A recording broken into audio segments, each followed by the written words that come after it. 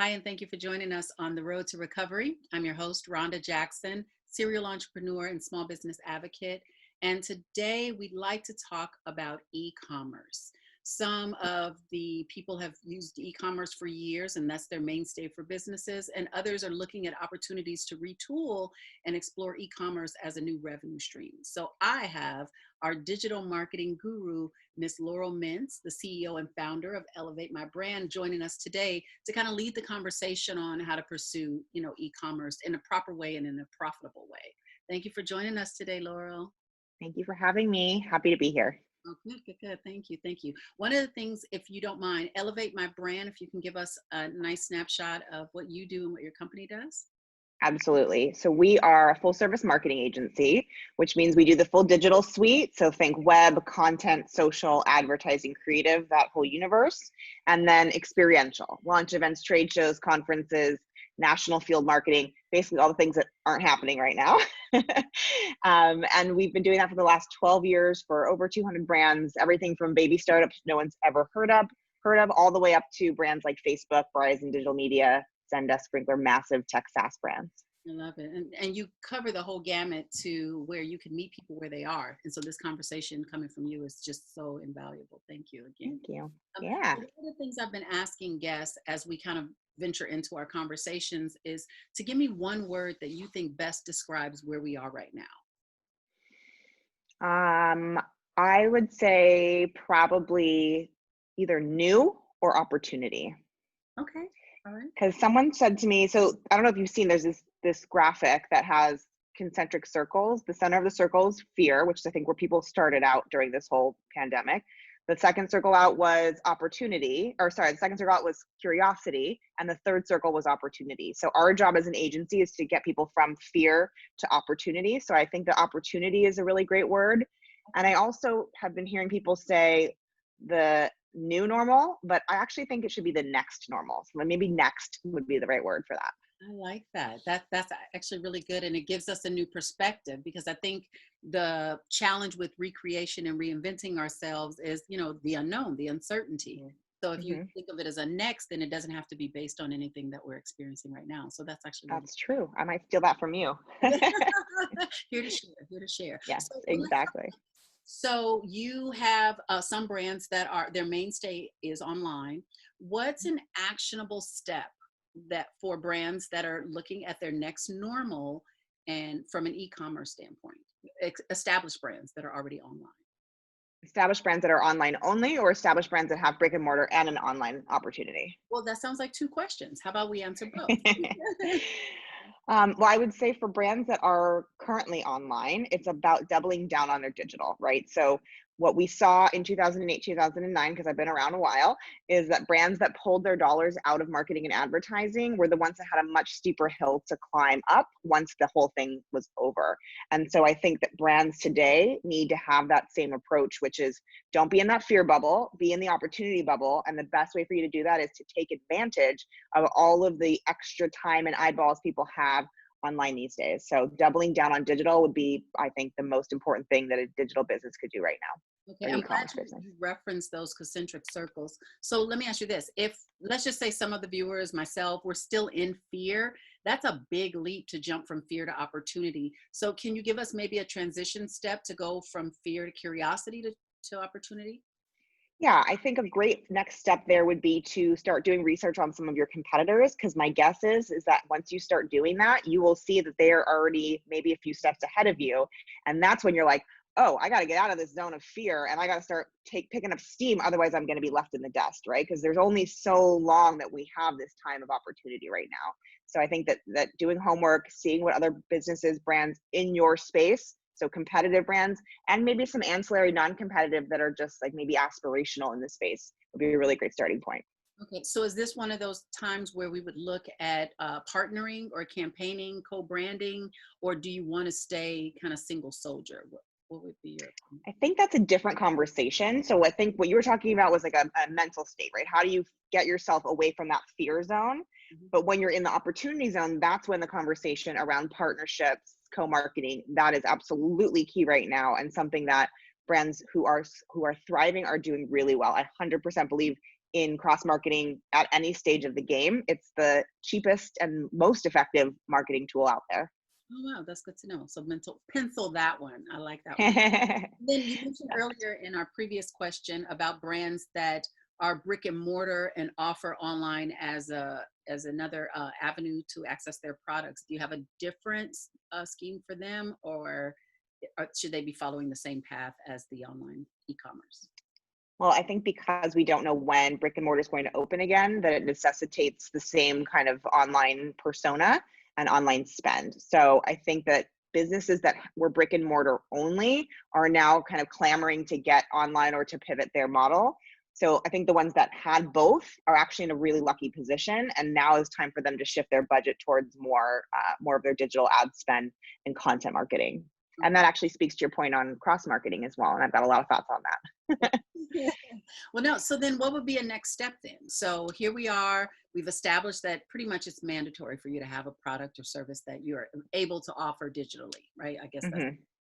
So then what's the next step? So how do we look at what next normal can look like? How do we explore that thought process to developing our brands? Well, it's about like a really solid game plan, right? You need to have a structure and a strategy to anything that's going to be successful in love and in life, right? So what I would say is first step is defining your budget. So whatever that budget is, whether it's $100, $100,000, you need to be really, really clear on what your marketing budget is going to look like for the next, let's call it just 6 months, so that you know I have X to spend on a monthly basis, and then I can tell you how you can distribute that, right? So let's use $100 as an example. So that's something that I can't talk to you. No, I'm just kidding. Okay. Just kidding. No, I'm just saying because I feel like we can 10x from there, but like a bare bone guerrilla marketing shoestring budget, just a simple, tip or two on what someone should do with a meager $100 budget. Yeah. So if you only have $100 to spend, you're only going to be doing it in one of two places, and that is either social advertising or Google. Those are the only two players in terms of if you have a small budget, because Google just released a statement a few months back saying, if you don't pay to play with us, you're not going to be found ever. So you have to play with Google, even if your business isn't fully digital, right? You need to be able to be found for search, and Google won't mess with you if you don't mess with them. So you got to play nice with Google first and foremost. And then in terms of developing new eyeballs and a new audience, social advertising is the best opportunity and the most cost effective for that. It's also a really great way for you to test your creative, your messaging, and your targeting, which is part of the foundation of building great content. Oh, okay. All right. So, and when you say online, you're talking like the Facebook ads and Facebook, Instagram, all of it, depending on your audience, depends on the channel that you're on, right? Like I'm not on a Pinterest, that's not a channel for me, but a LinkedIn certainly is. Instagram and Facebook certainly are. So it's about your specific brand and the channels that are rocking it for you. Okay, and just an opinion, is it necessary to do multiple, or is it better to take that 100 and kind of invest it all into one, if you know where your customer base is, to stay in that? Yeah, I'd say stay in your lane, especially if you only have $100 to spend. Like let's not stretch it too thin. It's already thin enough. So I would go all in on one of those channels for sure.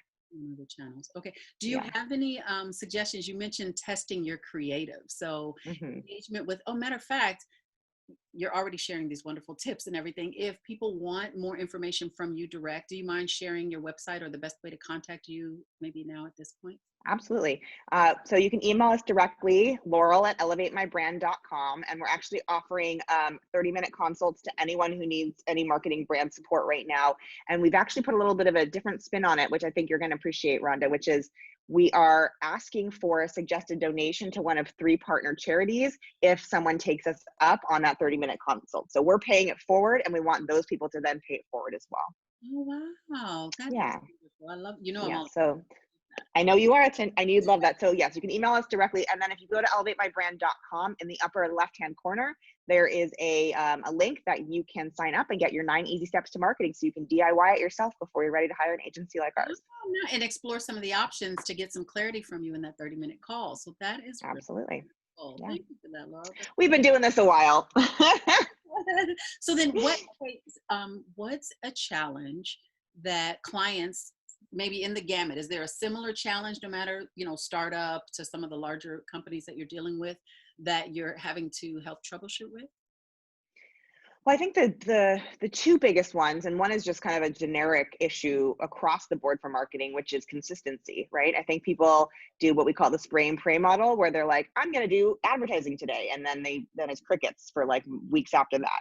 And that doesn't work. It doesn't work with dating. It doesn't work with social. It doesn't work with any kind of marketing, right? I always liken marketing to dating. Like if you just texted someone once, probably not going to marry that person. Same thing when you're trying to sell a product or service, or at least educate people around a new product or service. You've got to be consistent and touch them as many times as possible, 3 to 5 as a minimum, before they know, like, and trust your brand. So consistency, consistency, consistency is number one. Okay. And then the other piece would be content marketing. That is so huge and something that is low-hanging fruit for brands of all shapes and sizes right now. Okay, so we got content marketing, we've got pay to play, so getting Mhm. engaged in some of the other platforms. And then I like the point about knowing your target market and where they're located, and how Mhm. you use the example that Pinterest isn't, where your customers are looking for you. So that's, not somewhere you focus a lot of energy. Is there any other actionable tip? We're going to the website, we're going to elevatemybrand.com, we're clicking on the left, we're getting our marketing guide, we're reaching out for that 30-minute consult. Is there any other COVID now what advice or tip that you would give today? Hmm. I would say, yeah, I mean, I think well, there's two things really. One is the content marketing conversation, and we could have a whole separate dialogue about that. Maybe you'll invite me back for that. Yeah. But now is the time for people to just mess around, like have some fun, play with video content. People don't expect you to be super polished right now. So now is the best time for you to fall on your face and just try things. So my biggest suggestion is to go on Amazon, get a ring light, and I turn my computer around so that people can see, like, this is why I look like okay on camera. Get a ring light, get a lav mic or good earbuds, and just start playing around with content. I think people don't realize that YouTube is the second largest search engine in the world, second only to Google. So if you're going to start making content and the whole purpose is to drive traffic, you've got to play nice with YouTube. Okay. All right. So now you've added some more homework in there. Okay. So then You asked for actionable tips.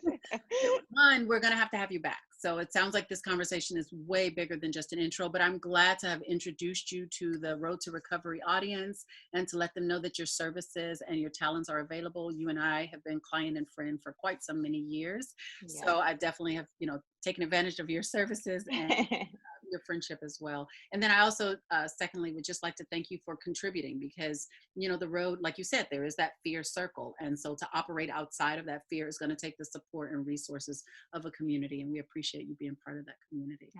Well, I thank you for offering these conversations out to your universe. So thank you for letting me be part of that. You're welcome. Well, thank you. And we'll see you again soon. Bye, guys.